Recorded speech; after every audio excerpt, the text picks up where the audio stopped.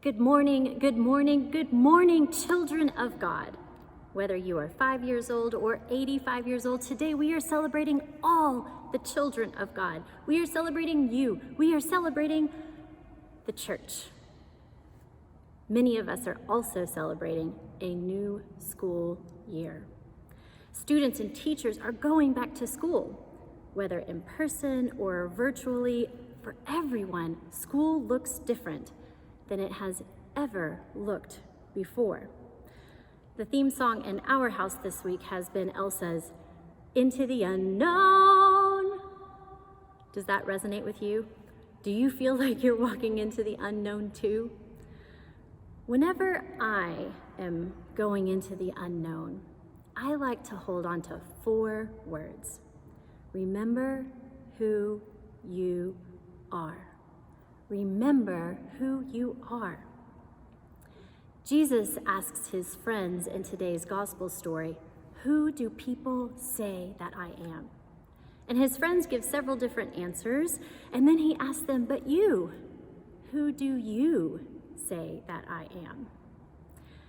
Jesus is asking his friends who people say that he is, not because he's forgotten who he is, not because Jesus needs to be reminded of who he is, but because his friends, knowing who he is, know more about who they are. He's wanting to know whether or not his friends know who they are. And when Peter responds saying to Jesus, "You are the Messiah, the Son of the living God," Jesus responds by telling Peter that he is exactly the kind of friend to help build the church.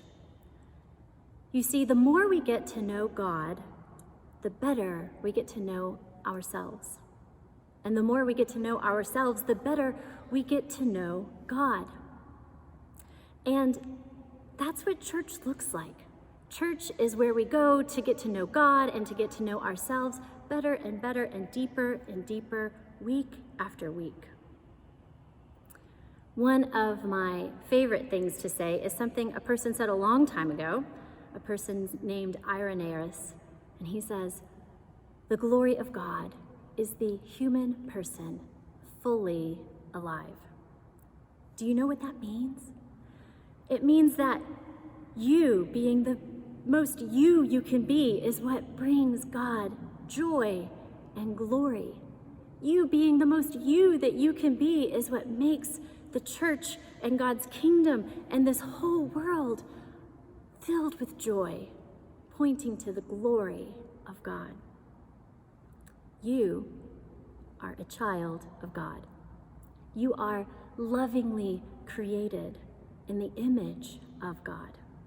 And so are all the people of the world, your friends and your family, your teachers, even the people that you don't know, even the people that you don't like as much. They are all created in the image of God. And yet, we are also all created differently. Paul talks about this when he says that we are like many members of one body, that different people have different gifts.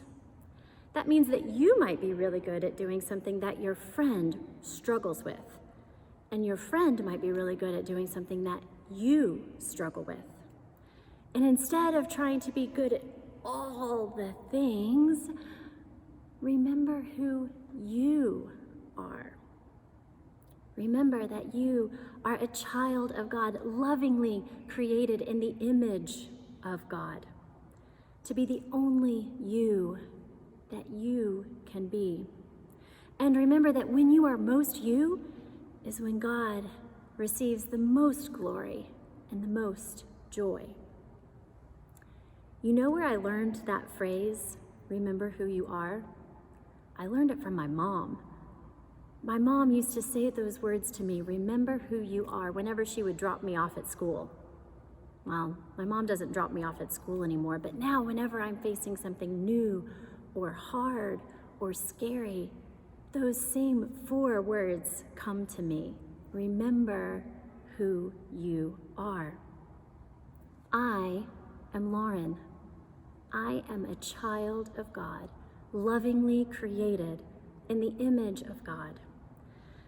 And when I am most myself, that's when God knows the most glory and the most joy.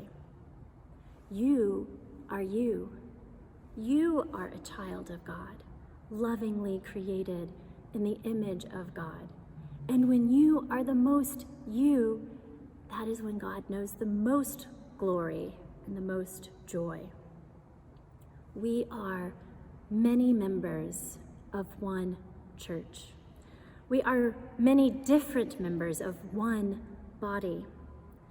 The church is the best when you are you. So thank you for being you. You are a blessing to us. And as we face the unknown together at church and at school, at home, and in the whole world, may we all work to be sure that all children of God can be the fullest expressions of themselves. Remember who you are.